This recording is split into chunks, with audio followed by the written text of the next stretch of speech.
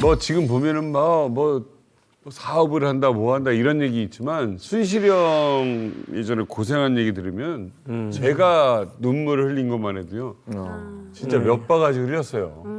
고생 많이 했어요. 고생 많이 근데 장교가 왜 고생을 했을까? 꽃잼을 왜 했을까? 궁금해요. 제가 그 원래 제대돼서 들어오게 되면 원래 그 장교들은 공산대학 있잖아요. 공산대학 그런 데도 다 간부로 등록해서 이거를 키워줄 수 있는 그런 조건들이 다 있어요. 근데 거기 가려면 식권이라든가 먹을 거 가지고 가야 돼요. 그때 당시는 완전히 어려운 때니까 학교 가서 공부할 때도 자기가 먹을 식량을 갖고 가야 돼요. 돈이 없으면 당장 먹을 것도 없는데 무슨 식량이에요? 돈이라든가 식권, 양권을 가지고 오라는데 그거 뭐 도저히 뭐 6개월 동안 공부하겠다고 그걸 들고 가겠어요. 먹을 게 없는데. 그러니까 그런 걸 다 포기하고 그냥 나와서 보니 뭐 눈치도 제대돼서 뵙겠다. 와보니 엄마 아버지 다 돌아가셨죠. 네. 집에는 뭐 아무것도 없죠. 내가 살 수 있는 게 돈이 있습니까? 뭐 있습니까? 여기서 살 수 없겠구나. 이젠 나가자 해갖고 나도 빙빙 돌면서 군대에서 했던 그 도둑질을 하면서 이제 여기서 훔쳐먹고 또 잡히면 얻어도 맞고 또 기차 공차 타고 다니다 또 잡혀서 또 내려서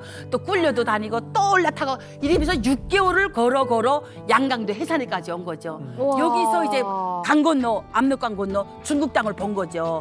저녁이면 빨간 불이 흐르고 막 택시들이 막 빵빵대면서 되는 거 다 보고 그리고 압록강 밑에서 몇 년을 살다 보니까 그 밑으로 압록강 밑으로 엄마들이 밤에 갔다가 밤에 새벽에 넘어오는데 어머. 배추 막 강아지 막 별거 무 다 뽑아갖고 이거 오는 거예요. 어머. 그리고 우리한테 아기를 맡겼던 사람 내가 아기가 있어서 못 가면 나한테 그 아기들을 맡겨요. 갔다 오면 먹을 걸 너한테 갖다 주마 해갖고 그래서 갔다 오면 무 하나 이만한 거 하나씩 주고 뭐 벼 훑은 거 벼밭에서 벼 훑은 거 조금 주고 이렇게 하면서 그 아이들을 봐주면서 보니 야 나도 직접 가야 되겠다 그러면서 이제 97년도부터 이제 이렇게 옮기기 시작했죠. 예. 눈을 떴네, 눈을 떴네. 예. 아니 그러다 보면은 또 지난번에도 이야기 하셨습니다만 오가다가 이제 보이비에 굉장히 많이 잡히셨다고 했죠. 그럼요. 97년도부터 2007년도까지 10년에 걸쳐서 8번 북송당하고 9번째 만에 왔어요. 그러니까 내 몸에 성한 게 하나도 없어요. 이거 다 이거 고문 받아서 다 찢어난 거예요, 이거 다. 야. 예. 여기로 뒤에로 때렸구나. 이 머리에는 있잖아요. 이렇게 그 꿰매지 못하고 살이 튀어나와서 불룩불룩 살이 다 올라와 있어요. 여기. 어떡해. 이 발 복숭아뼈도 맞아. 그냥 이 난로 뿌리 위에 올라 있는 그 난로 그 통에 갈고리 뿌리 있잖아요. 재 긁어내는 거 올려놨다가 그걸로 때리고 뭐 보이는 거를 막 때리다 보니 그냥 얻어맞는 게 다 그 불자국이 돼가지고. 어떡해. 예, 복숭아 뼈 있는데도 그냥 이렇게 뒷짐지고 가만 앉아있다가 매 맞고. 야, 그러면서 엄청나게 고생 많이 했어요. 그리고 거기서 매 한 대라도 덜 맞기 위해서 그냥 걔네들이 하라는 대로 다 하는 거예요. 옷 벗으라면 다 벗어요. 그리고 남자들이 막 알몸 검사하고 막 그랬댔어요. 막 그 장난 아니에요. 거기 이야기를 하자면 끝도 없어요.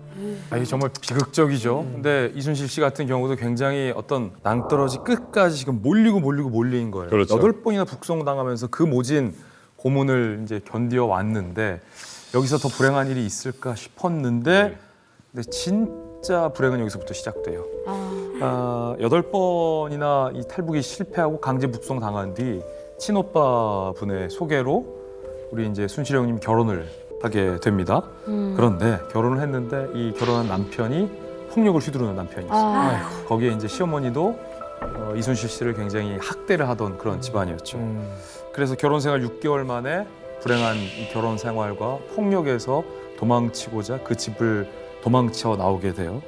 그냥 매일 두들겨 패는 게 먹을 게 없으니까 결혼도 결혼 같지 않게 그냥 빈배랑 하나 짊어지고 오빠가 저 집이야 저 집이 우리 친구네 집이야 저 집 친구하고 살면 빈몸대기로 와도 친구한테 구박을 안 받을 거 살 거야 내 친구기 때문에 그래서 그 집에 들어갔더니만 모든 가난의 폭력은 다 나한테 오는 거예요. 너가 빈몸으로 와서 복도 없는 게 와서 계속 이러면서 못 살겠는 거예요. 그리고 또 남자분 술을 얼마나 먹는지 술 한 병이 거기는 강냉이 5kg거든요. 먹을 거 없는데 왜 이렇게 술을 예, 술고래들이에요 아주. 그래갖고 임신된지도 모르고 거기서 집을 나온 게 거진 임신 7개월 됐으니까 이제 배가 나오기 시작했는데 집도 없잖아 지금. 여성들은 이렇게 그 임신을 하면 자기 그 생리적인 주기들이 다 없어지잖아요. 근데 우리는 그걸 모르는 게 뭐냐면 요군 때도 그런 게 없어요. 맞아요. 생겼다 없어졌다 그러니까 그냥 그런가 보다 하고 살았는데 거기서 집 뛰쳐나와갖고 양강대 해산에까지 가니까 시장에서 돌아다니는데 할머니들이 계속 너 애 가진 것 같다 애 가진 것 같다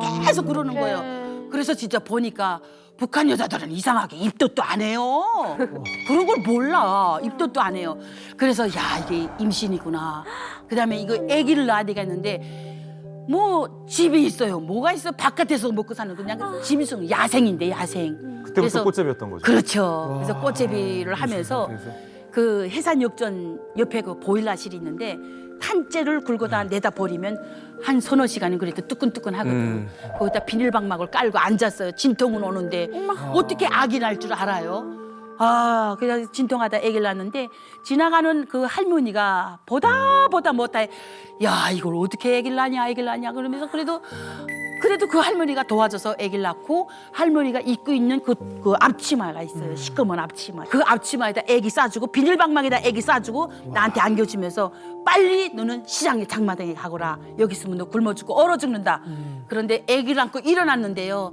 여성들이 출산을 하고 나면 항상 뒤처리 출혈이 있거든요. 이 바지 깔랭이 사이 팬티 한 장도 못 입고 있는 아줌마가 이 바지 깔랭이로 막 그 핏덩어리를 막 떨구면서 해산역전에서 장마당까지 그래도 빨리 걸으면 한 15분은 가요. 20분까지는 가는데 가다 쉬고 그리고 시장에 들어서서 사람들이 왔다 갔다 하는 정문 그 문이 하나 딱 있는데 거기에 그냥 앉아서 그 아기를 한 팔에 안고 한 팔은 하늘로 비춰들고 무릎 꿇고 앉아서 아저씨 5점만 주세요.